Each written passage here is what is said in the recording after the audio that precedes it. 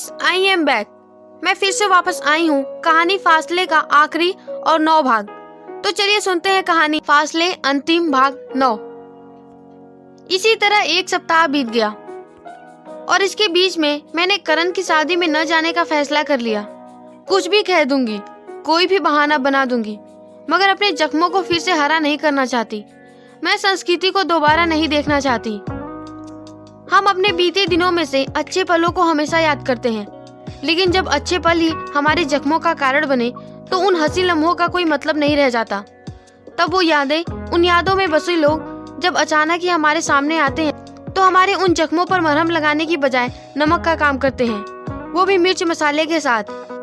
एक बार शरीर का जख्म अपने जले कटे पर नमक लगाने पर सहन कर भी लेता है, मगर दिल नहीं सह पाता, अपने जख्मों पर नमक नहीं सहन कर सकता, क्योंकि दिल तो पूरे शरीर का केंद्र है। दिल है तो शरीर है, उसके बिना कुछ भी नहीं। सब कुछ ठीक चल रहा था। शनिवार की शाम 7 बजे मैं खाना बना रही थी तो मोबाइल पर एक मैसेज बीप हुआ। मैंने ध्यान नहीं दिया क्योंकि उस समय मैं रोटियां बना रही थी। फिर से मैसेज बीप हुआ। मैंने मोबाइल साइलेंट कर दिया। 9 बजे जब मैं सारा काम करके खाली हो गई तो मोबाइल लेकर बेड पर लेट गई। किसी अननोन नंबर से मैसेज था। मैसेज बॉक्स खोला तो उसमें 5-6 मैसेज थे। मैसेज कुछ इस प्रकार थे। हाय आरुति, मैं संस्कृति, कैसी हो? कुछ तो जवाब दो। अच्छा, उसी होटल में तुम मुझे कल मिलोगी? सुबह 9 बजे आओगी ना? मुझे पूरा विश्वास है कि तुम जरूर आओगी। सी यू, गुड नाइट। पूरे इतने मैसेज थे। मुझे सोचने के लिए पूरे 12 घंटे मिले कि जाऊं या ना जाऊं। मेरे मन में सवाल उठा, आखिर संस्कृति मुझसे क्यों मिलना चाहती है? खैर, मैंने जाने का फैसला कर लिया। सुबह 9:05 पर जब मैं टैक्सी से उतरी तो देखा कि वो उसी टेबल पर बैठी बेसब्री से मेरा इंतजार कर रही है। एक बार के लिए मेरे दिमाग में वो यादें कौंध गई जब वो रात को लेट आती थी और मैं उसका बेसब्री से इंतजार करती थी। खैर, मैंने अपने दिमाग को भटकाया और उसके पास गई। उसने हाथ आगे करके हाय कहा तो मैंने भी औपचारिकतावश हाथ मिलाकर हेलो कहा, फिर बैठ गई। उसने सहजता से कहा, कैसी हो? मैंने कहा, ठीक हूँ, पर मैं तुमसे मिलने से पहले, यानी कि 1 हफ्ते पहले जब तुम मेरी जिंदगी में दोबारा नहीं आई थी, बहुत ज्यादा अच्छी थी। फिर मैंने गंभीर होकर कहा, क्यों आई हो संस्कृति मेरी जिंदगी में वापस? क्यों? आखिर मुझसे मिलना क्यों चाहती हो? उसने सहजता से कहा, मैंने सोचा भी नहीं था कि हम दोबारा मिलेंगे, वो भी इस तरह। मैंने भी अपना रिस्पॉन्स दिया। सोचा तो मैंने भी नहीं था। हमारे बीच कुछ देर खामोशी रही। चुप्पी तोड़ते हुए मैंने ही आगे कहा, मैं शादी में नहीं आ सकूंगी। मेरे शब्द खत्म करने से पहले ही संस्कृति बोल पड़ी, इसलिए कि करण की शादी मुझसे हो रही है? मैंने अपना स्वाभाविक सा उत्तर दिया, शायद। उसने कहा, मुझसे इतना नफरत करती हो आरुति? मैंने चिढ़कर कहा, नफरत नहीं करती, मगर अब प्यार भी नहीं करती। संस्कृति ने बड़े ही मधुरता और प्यार से कहा, क्या हम फिर से एक नहीं हो सकते आरुति? क्या गलतफहमियां खत्म नहीं हो सकती? क्या तुम ये फासले की दीवार मिटा नहीं सकती? मैंने कहा, बचपन में कबीर का दोहा तो तुमने भी पढ़ा होगा, जब धागे को तोड़ दिया तो क्यों उसमें गांठ डालकर जोड़ने की कोशिश कर रही हो? उसने कहा, तुम्हारी बातों में वास्तविकता है आरुति, मगर मैंने भी सुना है जब हम झुकते हैं तो एक नए आधार के साथ उठते हैं। मैं झुकने को तैयार हूँ, क्या तुम मेरा आधार बनकर मुझे उठाओगी नहीं? मैंने इनकार करते हुए कहा, नहीं, बिल्कुल नहीं। और अब तो मुझे शायद करण से भी दोस्ती तोड़नी पड़ेगी। क्या पता कल को तुम ये कहो कि मैं तुमसे करण को छीनने की कोशिश कर रही हूँ। उसने दुखी स्वर में कहा, ऐसा नहीं है आरुति, उस बात को 1.5 साल हो गए और तुम उसे लेकर अभी तक मुझसे गुस्सा हो। मैंने कहा, सिर्फ 1.5 साल हुए हैं, 1-2 जन्म तो नहीं हुए ना? उसने कहा, क्या तुम जानने की कोशिश नहीं करोगी कि तुम्हारे जाने के बाद मेरे साथ क्या हुआ? मैंने कहा, मुझे कोई दिलचस्पी नहीं है, ये बताओ कि मुझे बुलाया क्यों है? संस्कृति ने कहा, अगर मेरा अंदाजा गलत नहीं है तो बीते रविवार को तुम्हारी मम्मी नहीं आई थी, ना ही उनका कोई फोन आया था। मैंने कहा, हाँ, नहीं आई थी। मैंने झूठ कहा था, क्योंकि मैं उस लड़की के साथ एक पल भी बिताने को तैयार नहीं हूँ जिसने किसी गैर पर विश्वास करके मुझे घर से निकाल दिया। उसने कहा, क्या करण के साथ भी नहीं?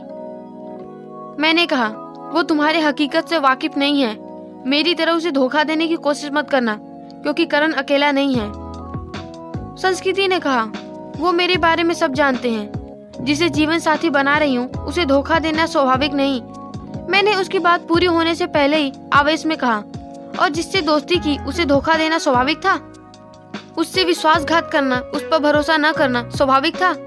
उस पर लांछन लगाना स्वाभाविक था। मैंने फिर कहा, मैंने तुमसे कहा था संस्कृति कि मुझसे मिलने की कोशिश मत करना, फिर भी तुमने मुझे बुलाया।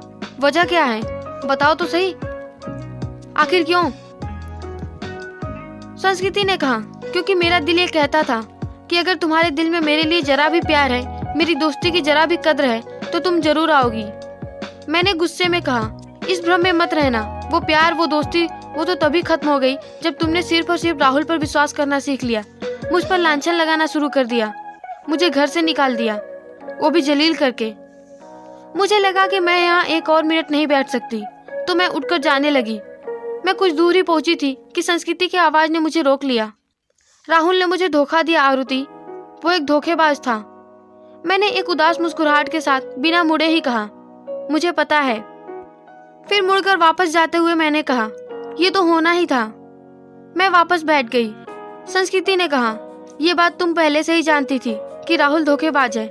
तुमने कई बार मुझे सचेत करने की कोशिश की, एक माँ की तरह। एक माँ जिस तरह हमेशा अपने बच्चे की ढाल बनकर उसके हर कठिनाई, हर कष्ट को दूर करती है, उसी तरह तुम हमेशा मेरी ढाल बनी रही। कभी कभी मुझे संदेह होता है कि अगले जन्म में तुम मेरी माँ तो नहीं थी। जिस तरह तुम्हें मेरी फिक्र होती है, उसे देखकर तो यही लगता है। जिस तरह एक माँ अपने बच्चे से दूर रहकर भी उसकी रक्षा करती है, उसी तरह तुमने मेरी रक्षा की उस धोखेबाज राहुल से। तुम्हारी बातों ने, तुम्हारी चीजों ने, तुम्हारे साहस ने मेरी बहुत मदद की। मैं वो पहली लड़की थी जो राहुल के चंगुल में फंसकर भी साफ बाहर निकल गई। सिर्फ तुम्हारी वजह से, सिर्फ तुम्हारी वजह से राहुल आज जेल की चक्की पीस रहा है। वो बोलकर खामोश हो गई, मगर उसकी बातें मेरे दिल को पिघलाने लगी। मैं मन ही मन कह रही थी, इस समय संस्कृति को हमदर्दी की जरूरत है, सहानुभूति की जरूरत है, और एक मैं हूँ जो उस पर अपने शब्दों का कठोर व्यंग छोड़ रही हूँ। फिर भी वो चुपचाप इसे सह रही है। मेरी आंखें भर आईं, और जब मुझे लगा कि मैं रो दूंगी तो मैं खड़ी हो गई और चेहरा घुमा लिया। संस्कृति ने मेरा हाथ पकड़कर कहा, मेरा दिल कहता है कि तुम शादी में जरूर आओगी। राहुल ने मेरी जिंदगी में आकर जिस फासले की दीवार को खड़ा कर दिया, मेरा दिल कहता है कि तुम उसे मिटा दोगी। उसने फिर मेरा हाथ छोड़ दिया। उसके शब्दों में मधुरता थी, लेकिन एक अद्भुत विश्वास था जो उसके शब्दों को पूर्ण होने की गवाही दे रहा था। उसका आत्मविश्वास मुझे हिलाने के लिए बहुत था। मैं उलझनों से घिरी थी।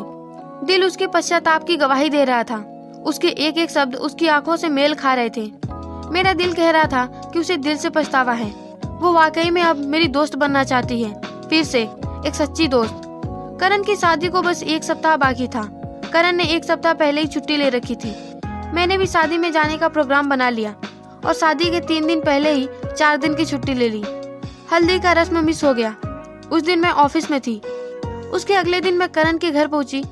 बहुत भाग दौड़ की उन 3 दिनों में। मैं उस घर में बहुत घुल मिल गई थी।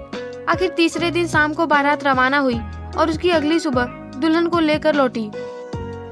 जो घर अभी भरा हुआ था वो धीरे धीरे खाली होने लगा। अगले दिन से मुझे ऑफिस जाना था, तो सबसे विदा होकर मैं भी लौट जाना चाहती थी।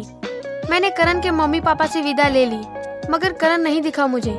मैंने उसकी मम्मी से पूछा, आंटी जी करण कहाँ है? तो उन्होंने कहा, बेटा थोड़ी देर पहले मैंने छत पर देखा था उसे। मैं दौड़ते हुए छत पर गई।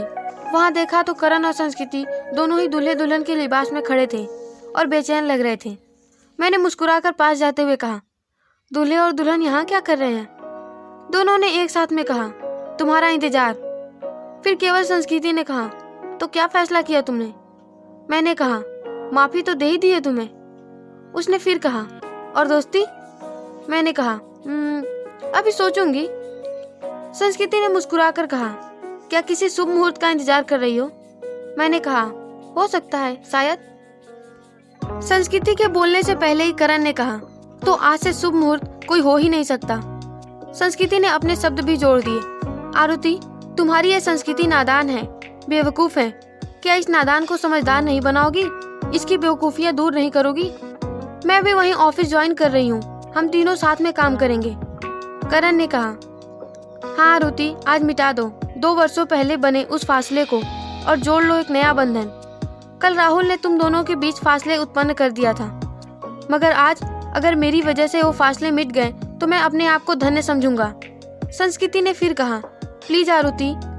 मैं मुस्कुरा दी और संस्कृति से कहा, कहीं तुम ये तो नहीं कहोगी कि मैंने तुम्हारे पति को छीन लिया? उसने कहा, उन पर मुझसे पहले तुम्हारा अधिकार है। वो मेरे पति होने से पहले तुम्हारे दोस्त हैं। मैं ऐसा कुछ नहीं कहूंगी। और जब हम तीनों अच्छे दोस्त रहेंगे तो छीनने का तो सवाल ही पैदा नहीं होता।